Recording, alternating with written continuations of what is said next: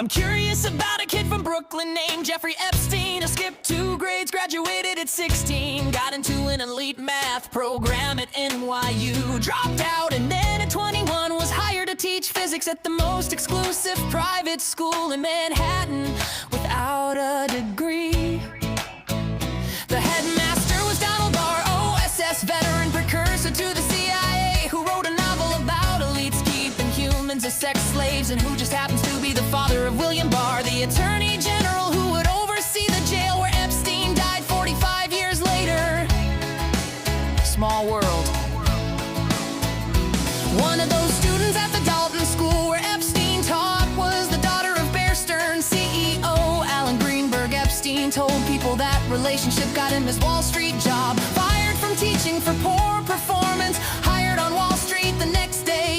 At Bear Stearns he rose from junior floor assistant to advising the bank's wealthiest clients, including Edgar Bronfman, president of Seagram's, who would later co-found something called the Mega Group, along with Leslie Wedner and Ronald Lauder, a secret network of billionaire donors coordinating pro-Israel strategy. He joined the Rockefeller University Board, the Trilateral Commission, the Council on Foreign Relations. David Rockefeller personally mentored him, a college dropout from Coney Island, at the table with the man who built the globalist infrastructure. It seems that many were fascinated or impressed by Epstein and his connections, which helped him become even more connected. A defense contractor named Douglas Lee's and Nixon's former Attorney General John Mitchell introduced him to Stephen Hoffenberg, who says Lee's recruited Epstein for British intelligence, and Hoffenberg introduced him to Robert Maxwell.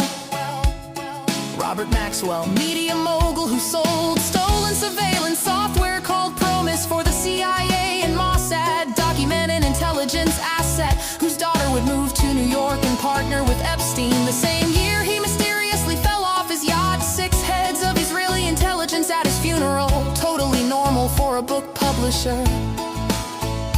During this same period, Epstein had an Austrian passport with his photo, but a false name and a Saudi address. That's not something you pick up at the post office, that's intelligence tradecraft.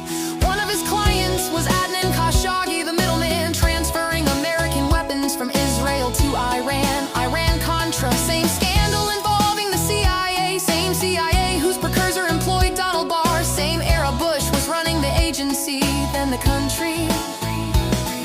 And a CIA front airline called Southern Air Transport would later relocate its headquarters to service the brands of Les Werfner, the man who would give Epstein everything. But that's part 2. I'm just curious how a math teacher from Brooklyn ended up with a fake passport, a Rockefeller mentor, a seat at the Trilateral Commission, an intelligence recruitment chain that runs through defense contractors, and a former attorney general, and a direct connection to the man who sold spy software for the CIA and Mossad. And I'm curious why, when they finally arrested him, there were 10,000 videos seized and sealed, 6 million pages were they released, maybe half, 10 co-conspirators identified, and only one charge. The CIA director who visited his townhouse now controls all the intelligence, and the president who promised to release everything is attacking the congressman who wrote the Transparency Act. I'm just curious if those files stay sealed, not to protect one man's secrets, but to protect the system that created him.